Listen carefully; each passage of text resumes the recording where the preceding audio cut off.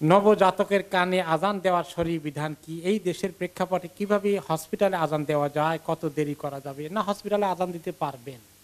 এই দেশে এগুলো অ্যালাউ করে। আপনি বলবেন যে I have some sort of ritual, religious ritual I need to do with my child, new born baby.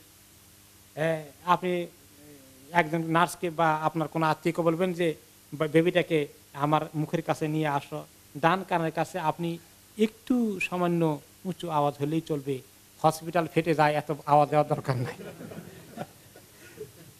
ওরা দেয় আল্লাহু আকবার, আল্লাহু আকবার, আল্লাহু আকবার, আল্লাহু আকবার। বেবির কানের কাছে মুখটা নিয়ে একটু বলবেন, একদম কানের কাছে নেওয়া লাগবে না, একটু মৃদু আওয়াজ তার কানে দেওয়াই যথেষ্ট। আলহামদুলিল্লাহ, নো প্রবলেম এট অল।